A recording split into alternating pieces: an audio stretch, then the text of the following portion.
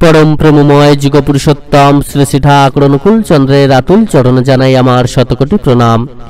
जय गुरु सकल इष्टप्राण दादा मायरा।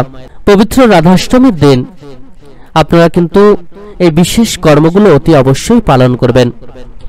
এই পবিত্র দিনে এই বিশেষ কর্ম পালনের মধ্য দিয়ে আপনাদের জীবন কিন্তু ধন্য হয়ে যাবে। পরম দয়ালের আশীর্বাদ লাভ করে আপনাদের জীবন থেকে সকল প্রকার অশান্তি বাধা বিঘ্ন সমস্ত কিছু দূর হয়ে শান্তিময় হবে জীবন এবং সহজে কিন্তু সুখের মুখ দেখতে পাবেন। এই পবিত্র রাধাষ্টমীর দিন অতি অবশ্যই কিন্তু আপনারা ব্রহ্ম মুহূর্তে ঘুম থেকে উঠে এই পরম দয়াল যে বিশেষ কর্ম আমাদেরকে পালন করার কথা বলেছেন সেই কর্মটি সবার আগে পালন করবেন। নাম জপ ইষ্টবৃত্তি এবং সময়ে প্রার্থনা এই বিশেষ কর্ম পালনের পর তারপরে কিন্তু আপনারা আপনাদের কর্মকে শুরু করবেন। আপনারা যদি নাম জপ এই দিনে খুব করে করতে পারেন তাহলে কিন্তু মহাপুণ্য লাভ করতে পারবেন। এই দিন অন্য দিনের থেকে 10 গুণ বেশি কিন্তু নাম জপ করবেন। সময় ইষ্টবৃত্তি করবেন। ইষ্টবৃত্তি করার সময় মনের মধ্য থেকে সকল প্রকার অহংকার দেশ হিংসা বা কোনো কুচিন্তা এগুলো কিন্তু ত্যাগ করবেন, তবেই কিন্তু ইষ্টবৃত্তি করবেন।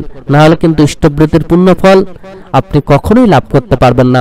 এরপর প্রার্থনা করবেন। প্রার্থনা করার সময় মনের মধ্যে যেন কোনো প্রকার চাওয়া পাওয়া না থাকে, কামনা বাসনা না থাকে, সেদিকে কিন্তু লক্ষ্য রাখবেন।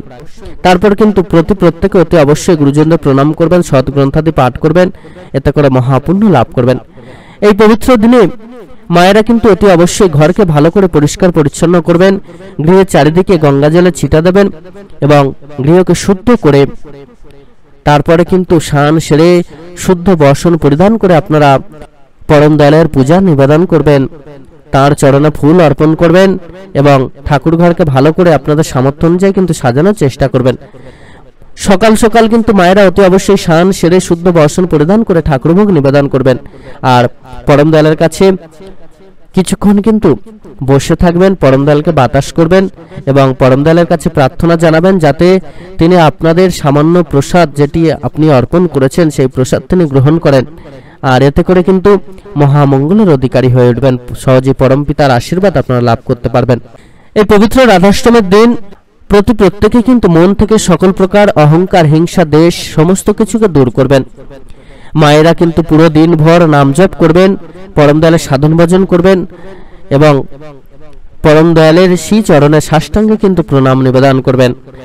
এই পবিত্র রাধাষ্টমীর দিন অতি অবশ্যই বাড়ির প্রত্যেককে কিন্তু একটি জিনিস মেনে চলতে হবে যাতে বাড়ির মায়েরা কষ্ট না পান।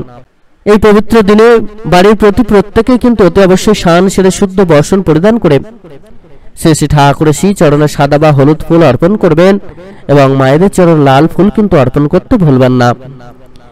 তারপর সাষ্টাঙ্গে প্রত্যেকেই কিন্তু প্রণাম নিবেদন করবেন, এতে করে মহাপুণ্য আপনারা লাভ করতে পারবেন। পুরো দিনভর কিন্তু মনটাকে পবিত্র রাখবেন, পুণ্য কর্ম করার মধ্য দিয়ে দিনটা কাটানোর চেষ্টা করবেন, সৎ গ্রন্থাদি পাঠ করার মধ্য দিয়ে কাটানোর চেষ্টা করবেন, সৎ কথা শোনার মধ্য দিয়ে কিন্তু পুরো দিনটা কাটাবেন। এছাড়া পরম দয়ালের শ্রী চরণে আপনারা কিন্তু তুলসী পত্র অর্পণ করবেন, এতে করে মহাপুণ্য আপনারা লাভ করতে পারবেন। এই পবিত্র রাধাষ্টমীর দিন মন থেকে সকল প্রকার অহংকার হিংসা দেশ এগুলোকে ত্যাগ করে জীব সেবা কিন্তু দেবেন। বাড়িতে যদি কোনো অতিথি আসে তাদেরকে সেবা দেওয়ার চেষ্টা করবেন, মহাপুণ্য লাভ করে জীবনকে আপনারা ধন্য করে তুলতে পারবেন। সকল ইষ্টপ্রাণ দাদা মায়েরা প্রত্যেকে অতি অবশ্যই কিন্তু বিশেষ কর্মগুলো পালন করবেন। এছাড়া সন্ধ্যাবেলায় আপনারা কিন্তু অতি অবশ্যই সঠিক সময়ে সন্ধ্যা দেবেন। বাড়িতে যদি তুলসী গাছ থাকে তুলসী তলায় সন্ধ্যা দেখাবেন, বাড়ির 4টি করে সন্ধ্যা প্রদীপ দেখাবেন এবং যদি ধুনো জ্বালিয়ে বাড়ির চারদিকে ধুনো দিতে পারেন তাহলে কিন্তু খুবই মঙ্গল। এছাড়া এই প্রদীপ দেখানোর পর আপনারা কিন্তু সময়ে প্রার্থনা করতে ভুলবেন না, সময়ে প্রার্থনা করবেন এবং সৎ গ্রন্থাদি পাঠ নাম জপ এটাও কিন্তু সন্ধ্যাবেলা অতি অবশ্যই করবেন। সকল ইষ্টপ্রাণ দাদা মায়েরা এই পবিত্র রাধাষ্টমীর দিন এই বিশেষ কর্মগুলো কিন্তু অতি অবশ্যই আপনারা পালন করে রাধারানীকে সন্তুষ্ট করার চেষ্টা করবেন। এর মধ্য দিয়ে আপনাদের জীবন কিন্তু ধন্য হয়ে যাবে।